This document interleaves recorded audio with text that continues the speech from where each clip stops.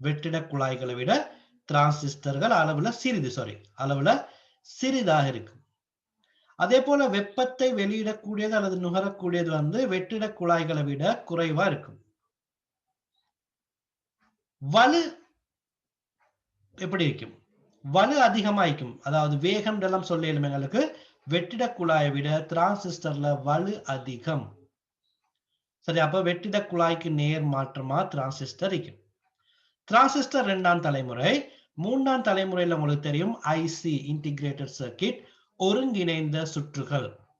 அப்ப டிரான்சிஸ்டர்ல இருந்து ஒருங்கிணைந்த சுற்றுகளா மாற்றப்படுற நேரம் என்ன நடக்கும்? டிரான்சிஸ்டரை விட நல்லதா மாறும். அதாவது டிரான்சிஸ்டரை விட சைஸ்ல சின்னது, வேகத்துல கூடியது, ஹீட்ல குறைஞ்சது, இந்த மாதிரி வரும். இப்ப கேள்வியை வாசிச்சுட்டு உங்களுக்கு விட தரையிலும் மைய முறைவழி அலகில் வெற்றிட குழாய்கள் டிரான்சிஸ்டர்களினாலும் வெற்றிட குழாய் 1ஆம் தலைமுறையிலிருந்து 2ஆம் தலைமுறைக்கு மாறுது.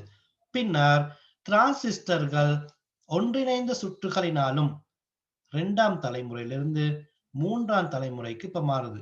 பிரதியிடப்பட்டதன் விளைவு யாதுன்னு கேக்குறாங்க. சரியா? இப்ப இதுல முதலாவது விடையை பாருங்க. முறைவழிப்படுத்தல் வலு, மின்னுகர்ச்சி ஆகிய இரண்டும் அதிகரித்தமை. இந்த ஆர்டர் இதுல 3லையும் பாத்தீங்கன்னா மின் வலுப்படுத்தல் வலு அதிகரிச்சுச்சு. அது சரி. வெற்றிட குழாய் விட டிரான்சிஸ்டர்ல வலு அதிகம், டிரான்சிஸ்டரை விட ஒருங்கிணைந்த சுற்றுகள்ல வலு அதிகம். ஆனா மின்னுகர்ச்சி வந்து வர வர அதிகரிச்சு கொண்டு போனுச்சா குறைஞ்சா? குறைவு. வெற்றிட குழாயை விட டிரான்சிஸ்டர் பாவிக்கிற நேரம் மின்வலு குறைவு, டிரான்சிஸ்டரை விட ஒருங்கிணைந்த சுற்றுகள்ல மின்வலு குறைவு. எனவே இதுல முறைவழிப்படுத்தல் வலு அதிகரித்தமை சரி. ஆனால் மின்னுகர்ச்சி அதிகரித்தமை வந்து ராங். எனவே முதலாவது விட வராது. 2வது விடையை பாருங்க. முறைவழிப்படுத்தல் வலு அதிகரித்தமை, மின்னுகர்ச்சி குறைவடைந்தமை. அப்ப இதுல வேகம், இதுல செயலாற்றும் திறன் எல்லாம் அதிகரித்தது, கரண்ட் வேஸ்டேஜ் வந்து குறைவாய்க்குது. எனவே இதுதான் சரியான விடை. நாங்க 3வதையும் பார்த்துருவோம். 3ம் 4ம் பார்ப்போம். வழிப்படுத்தல் வலு குறைவடைந்ததுன்னு சொல்லிக்கிறாங்க. இது ராங். வலு அதிகரித்தது. அதே போல மின்னுகர்ச்சி அதிகரித்ததுன்னு சொல்றாங்க. வர வர ஒவ்வொரு ஜெனரேஷன்லயும் கரண்ட் கூட போகுதுன்னு சொல்றாங்க. இல்ல, கரண்ட் குறைவா தான் போகும். அப்ப 3வது விடையும் வராது. 4வது விடையை பார்ப்போம். முறை வழிப்படுத்தல் வலு, மின்னுகர்ச்சி ஆகிய இரண்டும் குறைவடைந்தமைன்னு சொல்றாங்க. இதுல ரெண்டுமே குறைவடையல, மின்னுகர்ச்சி மட்டும்தான் குறைவடைஞ்சிச்சு, முறை வழிப்படுத்தல் வலு அதிகரிச்சு. எனவே இதுக்கு சரியான விடை மைய முறைவழி அலகின் வெற்றிட குழாய்கள் டிரான்சிஸ்டர்களினாலும் பின்னர் டிரான்சிஸ்டர்கள் ஒன்றிணைந்த சுற்றுகளினாலும் பிரதியிடப்பட்டதன் விளைவு முறைவழிப்படுத்தல் வலு அதிகரித்தமையும் மின் நுகர்ச்சி குறைவடைந்தமையும். இதுதான் சரியான விடை. இப்ப நான் சொல்றதுல இன்னும் உங்களுக்கு ஏதாவது டவுட் இருந்தா எகைன் உங்களுக்கு சைட்ல chat பண்ணலும், வாய்ஸ்ல கேட்க வேணாம், chatல கேளுங்க, நான் உங்களுக்கு ரிப்ளை பண்றேன்.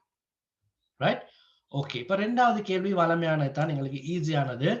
பல தடவை பார்த்துட்டோம். உள்ளீடு வெளியீடு சம்பந்தமா உங்களுக்கு ஆன்சர் பண்ணலும். பின்வரும் சாதனங்களை டிவைசஸ் கருதுக. A சுட்டி, B தொடுதிரை, C எழுதத்தக்க புறவட்டு. மேற்குறித்தவற்றில் எவை உள்ளீட்டு சாதனமாகவும் வெளியீட்டு சாதனமாகவும் பயன்படுத்தப்படலும்? ஏபிசின்னு 3 தந்திக்கிறாங்க. முதலாவது சுட்டி மவுஸ், தொடுதிரை டச் ஸ்கிரீன், எழுதத்தக்க புற டிவிடி வட்டு ரைட்டபிள் டிவிடி, எக்ஸ்டர்னல் டிவிடி, புறவட்டு எக்ஸ்டர்னல் டிவிடி. இதுல எது வெளியீட்டு சாதனம்னு கேக்குறாங்க. ஓகே, நீங்க எல்லாம் ஆன்சர் பண்ணிக்கிறீங்க. 3வது ஆன்சர்னு தாரீங்க. ரைட். இப்ப நாங்க உங்களோட புக்கை கொஞ்சம் பார்ப்போம். கிரேட் 10 புக்ல இதெல்லாம் நிறைய விஷயங்கள் இருக்குது. ரைட்?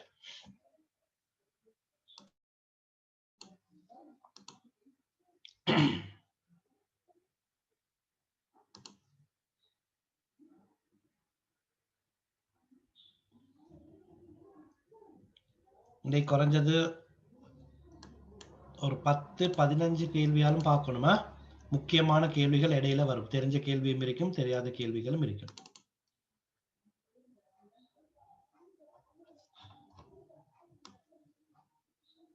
ரைட், உங்களோட கிரேட் 10 புக்ல கொள்ளளவு கெப்பாசிட்டின்ற பாடத்தின் கீழே இந்த ஒளியியல் ஊடகம்ன்றதுல பாருங்க, இதுல சாதனங்களும் அதோட அளவும் பிம்பம் படமும் வருது. இதுல முதலாவது பாருங்க, இருவட்டு சிடி உங்களுக்கு தெரியும், ரைட்? இருவட்டுல வந்து ஒவ்வொரு ஜாதி இருவட்டு இருக்குது பாருங்க, 3 வகையான இருவட்டுகள் இருக்குது. இதை நீங்க தெரிஞ்சுக்கொள்ளணும். இருவட்டுல 3 வகையான இருவட்டுகள். முதலாவது பாருங்க, சிடி ரொம். இந்த பேர் அடிச்சிருக்கு. நீங்க சிடி ஒன்று வாங்குற அதுல பாத்தீங்கன்னா சிடி ரொம். சிடி ரொம்னு சொல்றது compact disk read only memory. தரவுகளையும் தகவல்களையும் வாசிப்பதற்கு மாத்திரம் பயன்படுத்தப்படுகின்றது வாசிப்பு மற்றும் நினைவகம். அப்ப இதுல வந்து வாசிக்க மட்டும் மேலும், வாசிக்கிறேன்னு சொன்னா சவுண்டா இருந்தா கேட்கலும், படமா இருந்தா பார்க்கலும், எழுத்து இருந்தா வாசிக்கலும். அப்ப வாசிக்கிறதுன்றது எழுத்து மட்டும் இல்ல, அது ஒளியாய்க்கலும் வீடியோவா மேய்க்கலும். இப்ப எதுவா இருந்தாலும் சிடி ரொம்ல வந்து வாசிக்க மட்டும் தான் இயலும். அப்ப இதுல வந்து உள்ளீடு மட்டும் தான் இருக்குது சிடி ரொம்ல. ரெண்டாவது பாருங்க, சிடி ஆர்ன்னு அடிச்சிருக்கும். Compact disc write once. ஒரு தடவை மாத்திரம் தரவுகளையும் தகவல்களையும் எழுதி பின்னர் வாசிப்பதற்கு மாத்திரம் பயன்படுத்தப்படுகிறது. ரைட் ஒன்ஸ் தென் ரீட் ஒன்லி. ஒரே ஒரு முறை தான் ரைட் பண்ணேலும், ரைட் பண்ணி யூஸ் பண்ணேலும். நாங்க அதிகமா கடையில வாங்கக்கூடிய சிடிகள் எல்லாம் வந்து CTR compact disc write once தான் இருக்கும். ஒரு படம் ஒன்றை ரைட் பண்ணிப்பாங்க, அந்த படத்தை கொண்டு வந்து நாங்க பாக்குறோம். ஒரு தடவை மாத்திரம் தரவுகளையும் தகவல்களையும் எழுதி பின்னர் வாசிப்பதற்கு மாத்திரம் பயன்படுத்தப்படுகிறது. ஆனால் இதுல இந்த சிடி இருவட்டுல 3வது வகையை பாத்தீங்கன்னா C D R W compact disc rewritable. Compact disc rewritable. பல தடவை தரவுகளையும் தகவல்களையும் எழுதலாம். அப்ப ரீரைட்டபிள் டிஸ்க்னு சொன்னா அதுல இன்னும் மீக்கும் அவுட்டும் மீக்கும். இன்னும் அவுட்டும் ரெண்டுமே ரீரைட்டபிள். காரணம் என்னன்னா, நாங்க பென் டிரைவ் பாவிக்கிறது போல இதை பாவிக்கலாம். ரீரைட்டபிள் டிஸ்கவுண்ட் எடுத்தோம்னா எங்களுக்கு அழிச்சு அழிச்சு யூஸ் பண்ணிடும். ஜஸ்ட் பென் டிரைவ்ல சேவ் பண்ற மாதிரி அழிச்சு அழிச்சு யூஸ் பண்ணிடும். ஆனா ஏன் இந்த சிடி ரீரைட்டபிள ஆட்கள் பென் டிரைவ் மாதிரி பாவிக்கிறது இல்லைன்னு சொன்னால், இதுல கெப்பாசிட்டி வந்து குறைவு. கெப்பாசிட்டி வந்து 650 to 900 MB இந்த மாதிரி தானே வரும். மார்க்கெட்ல உள்ள வந்து 700 750 இருக்குது. ஸோ கெப்பாசிட்டி லோன்றதுனால தான் இந்த ரீரைட்டபிள் சிடியை பாவிக்காம பென் டிரைவ் போன்றதை பாவிச்சு கொண்டிருக்கிறாங்க. ஆனா சிடி ரீரைட்டபிளும் உள்ளீடு வெளியீடு வரக்கூடியது. அப்ப இது அவ்வளவு வந்து இருவட்டிட 3 வகைகள். அதே போல பாத்தீங்கன்னா உங்களுக்கு தெரியும், இலக்க முறை பல்வித தட்டுகள், பல் திறவாற்றல் இருந்தாலும் சரி, அல்லது இலக்க முறை மீனுட்ப வட்டுகள்னாலும் digital video disc digital versatile disc உங்களுக்கு தெரியும், டிவிடி. இந்த டிவிடிலையும் சிடில பார்த்த மாதிரி அதே மாதிரி தான் டிவிடி ரொம்னு இருக்குது. டிவிடி ரொம். இந்த டிவிடி ரொம்ல வந்து தரவுகளையும் தகவல்களையும் வாசிப்பதற்கு மாத்திரம் பயன்படுத்தப்படுது. அப்ப இதுவும் வந்து உள்ளீடு மட்டும்தான். தரவுகளையும் தகவல்களையும் வாசிப்பதற்கு மாத்திரம். இதே வந்து டிவிடி ஆர்ன்னு வந்தால் digital versatile disk write once. நாங்க சிடில பார்த்தோமாய் ஒரு தடவை மாத்திரம் தரவுகளையும் தகவல்களையும் எழுதி பின்னர் வாசித்தலை மாத்திரம் செய்கிறது. மூன்றாவது பாத்தீங்கன்னா DVD RW digital versatile disk rewritable. பல தடவைகள் தரவுகளையும் தகவல்களையும் எழுதத்தக்கது. அப்ப டிவிடி ரைட்டபிள் எடுத்தீங்கன்னு சொன்னா அழிச்சு அழிச்சு போடலும். சிடி ரைட்டபிள் எடுத்தா 650 to 900 MB மட்டும்தான். டிவிடி ரைட்டபிள் எடுத்தீங்கன்னா 4.5 4.7ல தொடங்கி 9.4 9.5 வர காட்டிலும் உங்களுக்கு இதை சேவ் பண்ணலாம். அப்ப இந்த மார்க் உங்களுக்கு நினைவு வரும், டிவிடி RW. அதே போல தான் ப்ளூரேல ப்ளூரே ROM, ப்ளூரே R அல்லது ப்ளூரே ரீரைட்டபிள் இருக்குது. அப்ப இந்த மாதிரியான கேள்விகள் வரும்போது நீங்க நல்லா பார்க்கணும், இதுல எழுதத்தக்க புறவட்டு. தமிழ் மீடியம் பிள்ளைகள் கொஞ்சம் இதை கணக்கா பார்த்துக்கொள்ளணும். இப்ப நான் இங்கிலீஷ் பேப்பர் ஒன்று காட்டுறேன் பாருங்க.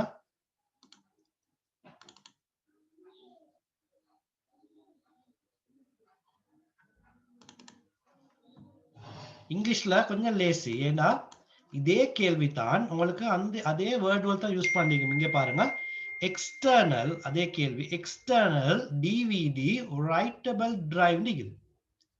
அப்ப ரைட்டபிள்ன்ற நேரம் இங்கிலீஷ் வசனம் உங்களுக்கு டக்குன்னு விளங்கும்.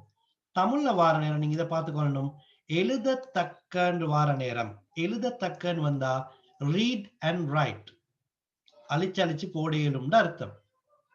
புற டிவிடி வட்டுன்றது எக்ஸ்டர்னல், அது புற டிவிடினாலும் அகண்டாலும் எழுதத்தக்கன்னு வந்தால் அது உள்ளீடும் வெளியீடும் ரெண்டும் இருக்கும்.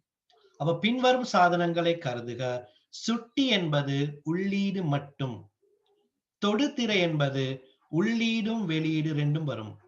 மூன்றாவது எழுதத்தக்க புறவட்டுன்னு சொன்னா அப்ப உங்களோட ஆன்சர் சரி, நீங்க அனுப்பினது பியும் சியும். என்ற கேள்வி வந்து உள்ளீட்டு சாதனமாகவும் வெளியீட்டு சாதனமாகவும் பயன்படுத்தக்கூடியது. இந்த பகுதி உங்களுக்கு விளங்கிக்கும் நினைக்கிறேன். இந்த மாதிரி ஒவ்வொரு கேள்விகளுக்குரிய பாடங்களை நான் உங்களுக்கு விளங்கப்படுத்துவேன். கிளாஸஸ் மிஸ் பண்ணிக்கொள்ள வேணும். ரைட், அடுத்தது பாருங்க, பின்வருவனவற்றில் எது பணி செயல்முறைமையில் ஆப்பரேட்டிங் சிஸ்டம் நினைவக முகாமையின் மெமரி மேனேஜ்மெண்ட் ஒரு பகுதியாக நிறைவேற்றப்படும் ஒரு நேரடி தொழிற்பாடாகும்? நினைவக முகாமையின் நேரடி தொழிற்பாடு என்ன? ஆப்பரேட்டிங் சிஸ்டத்துல நினைவக முகாமை, பழைய பாடங்களை கொஞ்சம் மீட்டி பாருங்க, ஆன்சர் பண்ணுங்க. இப்ப நான் அந்த பாடத்துக்கு போகும் வர காட்டிலும் நான் ஆன்சரை காட்டுறேன்.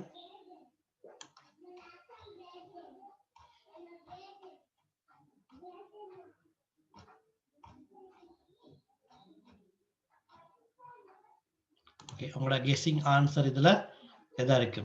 நினைவக முகாமை மெமரி மேனேஜ்மெண்ட் ஒரு பகுதியாக நிறைவேற்றப்படும் நேரடி தொழிற்பாடு எது?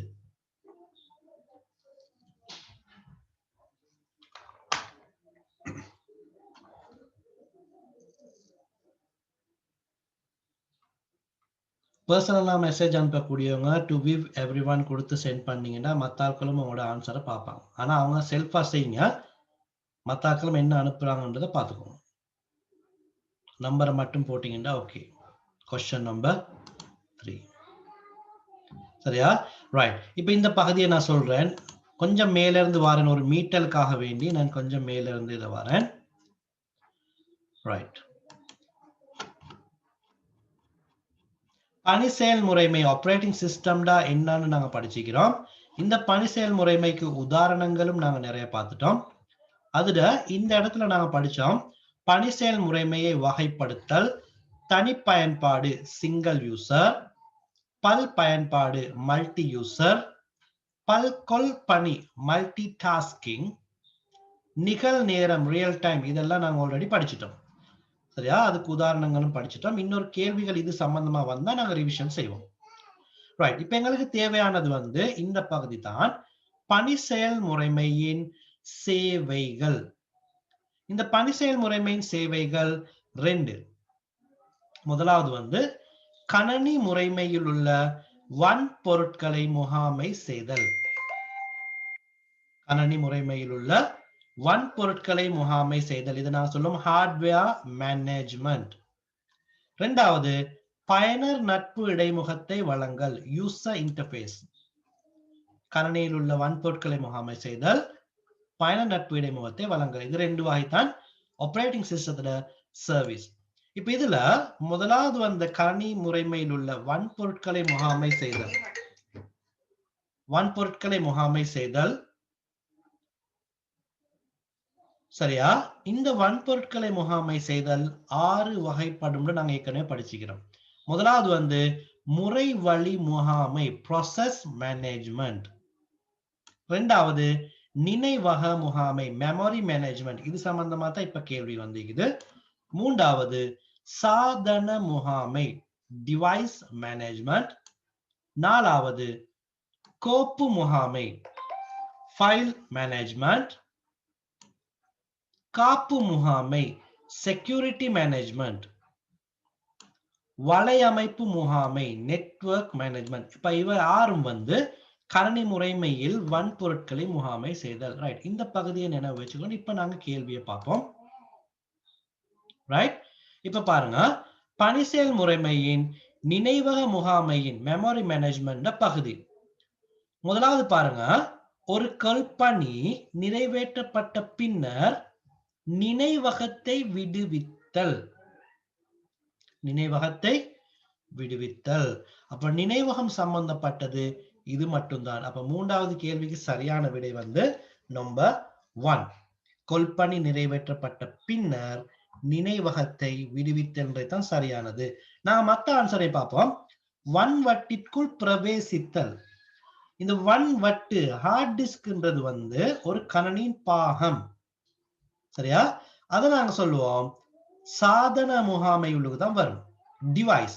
ஹார்ட் டிஸ்க்ன்றது வந்து ஒரு டிவைஸ். எனவே சாதன முகாமையில தான் அது வரும். அதுக்கு பிறகு ப்ராசஸ் மேனேஜ்மெண்ட் அது மாறும். எனவே வன்வட்டு சம்பந்தமானது வந்து டிவைஸ் மேனேஜ்மெண்ட், சாதன முகாமை. அதே போல மூணாவது ஆன்சரை பாருங்க. ஒரு உரையில் கோப்புகளை ஒழுங்குபடுத்தல். உரைண்டா ஃபோல்டர்ஸ், ஃபோல்டர்ஸ் உள்ளுக்கு கோப்புகள் ஃபைல்ஸ், ஃபோல்டர்ஸ் உள்ளுக்கு ஃபைல்களை ஒழுங்குபடுத்துறது வந்து யாரோட வேலைண்டா அதுக்குன்னு பாருங்க கோப்பு முகாமைன்னு வேற ஒன்று இருக்குது, ஃபைல் மேனேஜ்மெண்ட். சோ இந்த கோப்பு முகாமை தான் மூன்றாவது வரக்கூடிய ஒரு உரையில் கோப்புகளை ஒழுங்கமைப்பது. நாலாவது சாதன முகாமை. சாதன முகாமை வந்து ஏற்கனவே நாங்க பார்த்த மாதிரி சாதன முகாமை தான் வரும். அப்ப இதுல கம்பேர் பண்ணி பார்க்கிற நேரம் நினைவகத்தோட தொடர்பு பட்டது, மெமரி மேனேஜ்மெண்டோட தொடர்பு பட்டது முதலாவது ஒரு கொல்பணி நிறைவேற்றப்பட்ட பின்னர் நினைவகத்தை விடுவித்தல். ரைட், அப்ப இன்னைக்கு கணனி முறைமையின் வன்பொருள் முகாமை செய்தல் 6 வகை. நான் திரும்ப ஒரு முறை சொல்றேன்.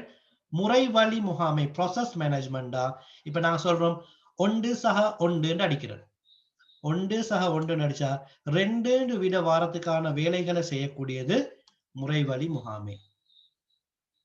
கீபோர்ட்ல நாங்க ஏதாவது டைப் பண்ணிட்டோம் சொன்னா அதை உள்ளுக்கு எடுத்து மானிட்டர்ல டிஸ்பிளே வாரத்துக்கான வேலைகளை செய்யக்கூடியது வந்து முறை வழி முகாமை.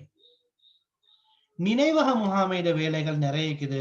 அதாவது நாங்க சேவ் பண்றது எந்த இடத்துல சேவ் ஆகுது, எவ்வளவு கெப்பாசிட்டி, இதுல சேவ் பண்றதுக்கு இடம் போதுமா, இந்த மாதிரி நினைவகம் சம்பந்தப்பட்ட அத்தனை வேலையும் நினைவக முகாமை செய்யும்.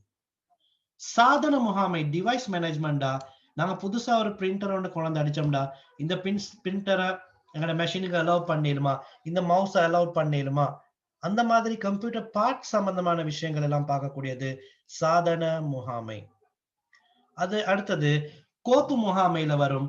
என்ன வகையான ஃபைல் நாங்க செய்ய போறோம், வேர்ட் டாக் ஃபைலா, இஎக்ஸி ஃபைலா அல்லது பவர் பாயிண்ட் ஃபைலா, அந்த மாதிரியான விஷயங்கள் எல்லாம் கோப்பு முகாமை. காப்பு முகாமைன்னு சொன்னா வைரஸ் வாரது சம்பந்தமா, அந்த வைரஸ் கார்டு அது எப்படி தொழிற்படுது, அது என்ன மாதிரி பிளாக் பண்ணணும், அந்த மாதிரி விஷயங்கள் எல்லாம் காப்பு முகாமை பார்க்கும். அதே போல லாஸ்டா வலையமைப்பு முகாமை நெட்வொர்க் மேனேஜ்மெண்ட் தான். ஃபுல்லா வலையமைப்பு நெட்வொர்க் சம்பந்தமானது, எந்த மெஷின்ல இருந்து எதுக்கு எடுக்கிறது, அதே போல internet, wifi, router, IP address, இந்த மாதிரி விஷயங்கள் எல்லாம் பார்வையிடக்கூடியது வலையமைப்பு முகாமை நெட்வொர்க் மேனேஜ்மெண்ட். அப்ப இந்த 6ஐயும் நீங்க நினைவு வச்சுக்கொண்டீங்கடா, இதுல இந்த மாதிரியான என்ன கேள்வி வந்தாலும் உங்களுக்கு செய்யணும். இப்ப சம்டைம் உங்களுக்கு இந்த முதலாவது வீடியோ டவுட் ஆகி கேளும், ஒரு கொல்பணி நிறைவேற்றப்பட்ட பின்னர் நினைவகத்தை விடுவித்தல், இது நினைவக முகாமையான ஒரு டவுட் ஆகி கேளும். டவுட்னா அதை விட்டுட்டு மத்ததுவரை செக் பண்ணி பார்க்கலும், மத்ததை பார்க்குற நேரம் உங்களுக்கு டிரெக்டா விளங்குது இது ஒண்ணுமே வந்து நினைவக முகாமை மெமரி மேனேஜ்மெண்டோட சம்பந்தம் இல்ல. எனவே டவுட் இல்லாம உங்களுக்கு ஃபர்ஸ்ட் உள்ளதை நீங்க டிக் பண்ணலாம். சரியா? ஓகே, நாலாவது கேள்வி. இப்போ ரைட், இதுவும் ஒரு இம்பார்ட்டன்டான கேள்வி. ஒரே அடியில பார்த்தால் இது கொஞ்சம் விளங்காத மாதிரி இருக்கும். இதை உங்களுக்கு கிளியர் பண்ணி தரேன். பின்வருவனவற்றிலிது ஒரு டெராபைட்டிற்கு அண்ணளவாக சமவலுவானது. ஒரு டெராபைட்டிற்கு அண்ணளவாக சமவலுவானது. இவங்க கேட்கல சமவலுவானதுன்னு கேட்கல. இந்த இடத்துல ஒவ்வொரு வசனங்களையும் நீங்க எம்சிக்யூல ஒரு வசனங்களையும் பார்க்கிற நேரம் தெளிவா பார்க்கணும். இப்ப இவங்க அண்ணளவா தான் கேட்கிறாங்க.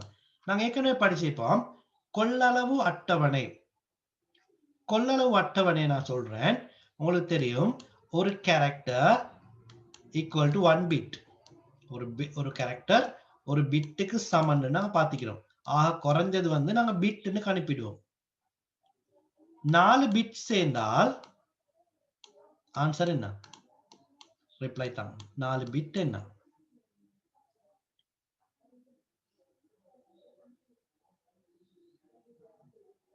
4 பிட்டுக்கு என்ன சொல்லணும்? Okay good. 4 பிட்டுக்கு நான் சொல்றது 1 நிபிள் என்று சொல்லுவோம். 4 பிட் 1 நிபிள். 8 பிட்டுக்கு நாங்க சொல்லுவோம் 1 பைட்.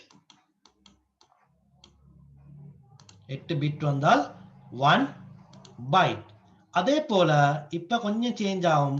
1024 பைட் சேர்ந்தால் 1024 பைட் சேர்ந்தால் இதை நான் சொல்லுவோம் ஒரு கேபின்னு சொல்லுவோம், கிலோ பைட். 1024 கிலோ பைட் ஒரு எம்பி மெகா பைட்னு சொல்லுவோம். 1024 மெகா பைட் ஒரு ஜிகாபைட். 1024 ஜிகாபைட் ஒரு டெராபைட்னு சொல்லுவோம். இது உங்களுக்கு விளங்கிக்கும்னு நினைக்கிறேன். கெப்பாசிட்டி டேபிள் கட்டாயமா நீங்க தெரிஞ்சுக்கொள்ள வேண்டும். சரி, இப்ப இதே நான் ரிவர்ஸ்ல எழுத போறேன். இந்த பாடத்துக்கு விளங்குறதுக்காக வேண்டி நான் ரிவர்ஸ்ல எழுதுறேன். பாருங்க. இப்ப இவங்க தாராங்க ஒரு டெராபைட்னு தானே தாராங்க. ஒரு டெராபைட்னா உங்களுக்கு தெரியும் எத்தனை? 1024 ஜிகாபைட். 1024 ஜிகாபைட் சேர்ந்தா ஒரு டெராபைட்னு சொல்றோம். சரியா? ரைட். இப்ப இந்த 1024 எப்படி உருவாகுதுன்னு பார்ப்போம். நாங்க அடிகள்ல பார்ப்போம். இங்க பாருங்க, இதுல தந்திக்கிறாங்க 10 அடுக்குகள்ல தானே தந்திக்கிறாங்க, 10 பவர்ஸ்ல. சோ நாங்க இதுல பார்ப்போம் 10 அடுக்குகள்ல பாக்குற நேரம் இந்த 1024 எப்படி உருவாகுதுன்னு சொன்னா 10 நல்லா கிளியரா பார்த்துக்கோங்க. 10 தர 10 தர 10 சமன் எத்தனை வருது? 1000 வரும்.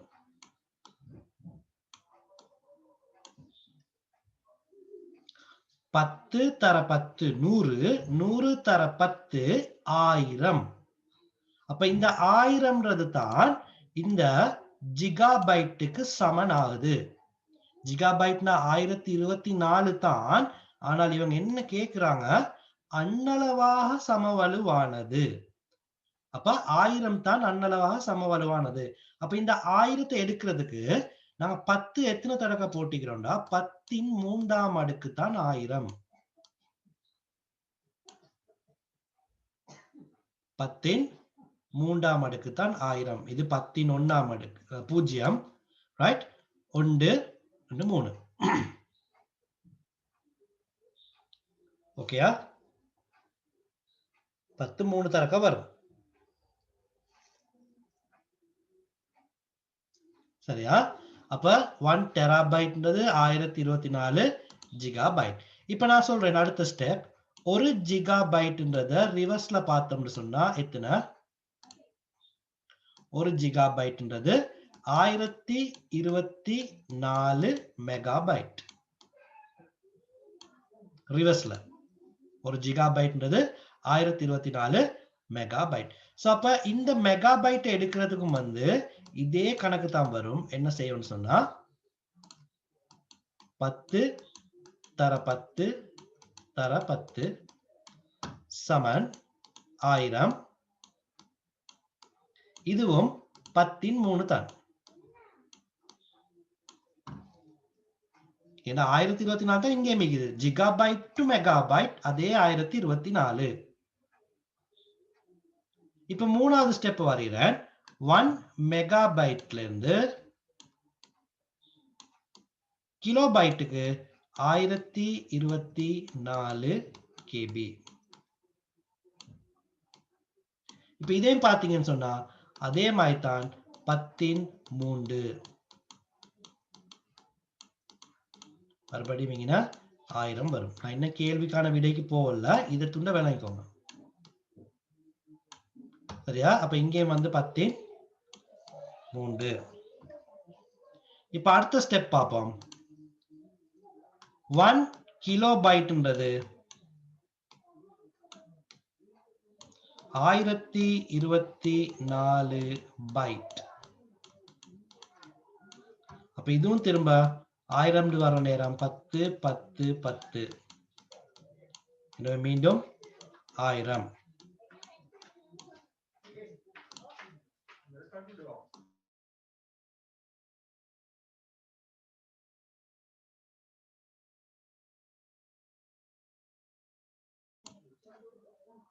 சரி, ரைட். அப்ப இந்த இடத்துக்கு பிறகுதான் இப்ப எங்களோட கேள்விக்கான விடையை நாங்க தேட போறோம். இப்ப நாங்க ஃபர்ஸ்ட்டுக்கு பார்த்த இந்த நான் நீல கலர்ல உங்களுக்கு ஐடென்டிஃபை பண்ணி காட்டின எல்லாமே வந்து terabyte to gigabyte, gigabyte to megabyte, megabyte to kilobyte, kilobyte to byte. அப்ப இது ஒவ்வொன்றும் தனிப்பட்ட ரீதியில் எடுக்கிற நேரம் 10 3 வரும். இப்ப நான் ஃபர்ஸ்ட்டுக்கு சொல்ல போறேன் பாருங்க. ஒரு டெராபைட்ல இருந்து ஜிகாபைட்டுக்கு மாத்துற நேரம் எத்தனை வந்துச்சு? 10 3. டெராபைட்ல இருந்து ஜிகாபைட்ல இருந்து டெராபைட்டுக்கு மாத்துற நேரம் ரிவர்ஸ்ல தானே பார்க்கிறோம், 10 3. இப்ப நான் கேக்குறேன், மெகாபைட்ல இருந்து டெராபைட்டுக்கு மாத்தணும். மெகாபைட்ல இருந்து ஜிகாபைட்டுக்கு 3, மெகாபைட்ல இருந்து டெராபைட்டுக்கு வர நேரம் இது டபுள் ஆகும். இப்ப இங்கனக்கான ஆன்சர் என்ன வரும்டா? 10 6 வரும். ஏன்னா இந்த 2 3 சேர்த்துப்படணும் 6. அதே போல கிலோபைட்ல இருந்து டெராபைட்டுக்கு வர நேரம் இப்ப இன்னொரு 3 ஆட் ஆகுது. இப்ப ஆன்சர் வரணும் 10 9 வரும். இன்னைக்கு இது 3 சேரும். அதே போல பைட்ல இருந்து டெராபைட்டுக்கு வர நேரம், பைட்ல இருந்து டெராபைட்டுக்கு வர நேரம் இன்னும் ஒரு 3 சேரும், 10 12 வரும். இந்த துண்டு வர நல்லா பாருங்க. ஜிகாபைட்ல இருந்து டெராபைட் வர நேரம் 10 3, மெகாபைட்ல இருந்து டெராபைட்டுக்கு வர நேரம் 10 6, கிலோபைட்ல இருந்து டெராபைட்டுக்கு போற நேரம் 10 9, பைட்ல இருந்து டெராபைட்டுக்கு போற நேரம் 10 12. இப்ப நாங்க கேள்வியை பார்ப்போம்.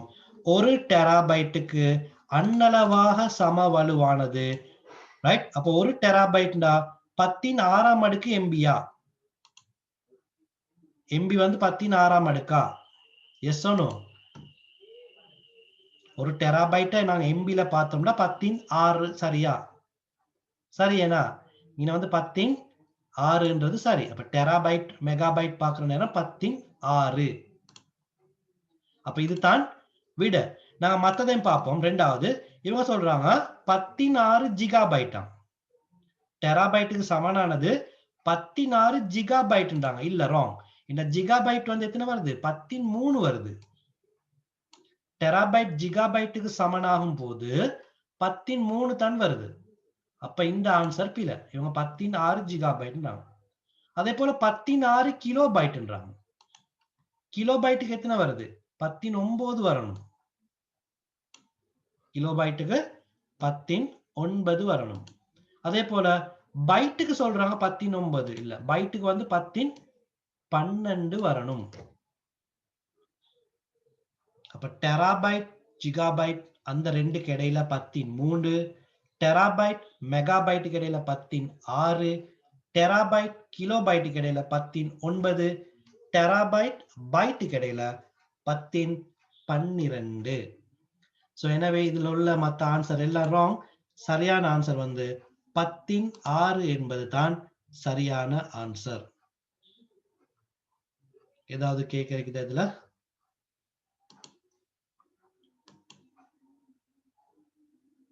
இது சம்பந்தமா ஏதாவது? சரியா 1024 எடுக்க தேவையில்ல. காரணம் வந்து அவங்க அன்னளவான்னு தான் கேட்கிறாங்க. எப்படியுமே 1024ன்ற அமௌண்ட் வந்து வரவே வராது. காரணம் நாங்க 10 அடுக்கல்ல பாக்குற நேரம் 100, 1000, 10,000 இப்படித்தான் போகுமே தவிர 24ன்ற ஒரு நம்பர் வரவே வராது.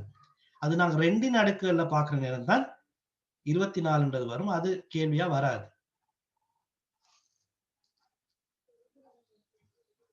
ரைட்? ஓகே, இது மாதிரி இன்னும் கேள்விகள் அடுத்தடுத்த 2017, 18 எல்லாம் வந்துருச்சுன்னா அதையும் நாங்க வேறையா பார்ப்போம். ஓகே, அடுத்த ஈஸியான ஒரு கேள்வி.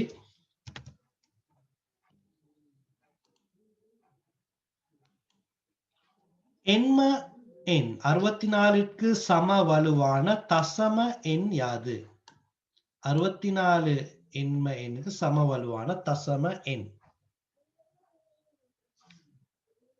டக்குன்னு செஞ்சு பார்த்துட்டு வீடியோ சொல்லுங்க. எண்ம எண்ணை தசம எண், அதாவது பதின்ம எண்ணாக மாற்றும் போது சரியான விடை.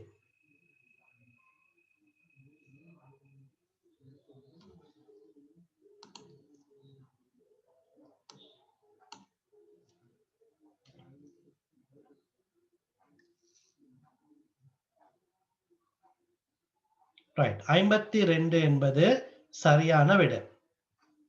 ரைட், ரெண்டாவது ஆன்சர் 52ன்றது சரியான விடை. எப்படி 52ன்றதை நீங்க எடுத்தீங்க?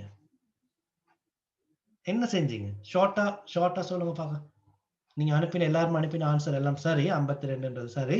எப்படி 52 வந்துச்சு ஷார்ட்டா? இப்ப பிரித்தல்னா நீங்க எத்தனையால பிரிச்சீங்கன்னு சொல்லுங்க. அடுக்குகள்னா எத்தனை அடுக்குகள்ல பாத்தீங்கன்னு சொல்லுங்க.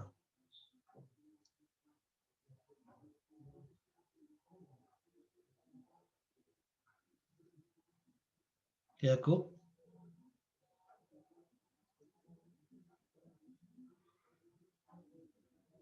எண்ம எண்ணை பதின்ம எண்ணாக மாற்றுதல் அல்லது எண்ம எண்ணை தசம எண்ணாக மாற்றுவதற்கான முறை என்ன?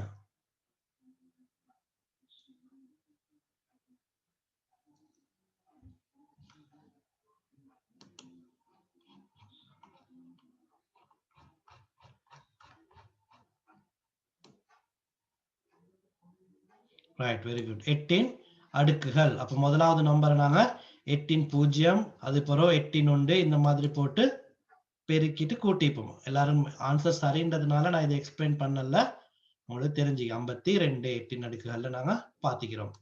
ரைட், அன்றைக்கு வராத ஆட்களுக்காக நான் ஷார்ட்டா ஒரு முறை சொல்றேன். அந்த இரும எண்களை பதின்ம எண்களாக மாற்றுறது இப்படி வந்தால் அன்றைக்கு வராத ஆட்களுக்காக வேண்டியது சொல்றேன்.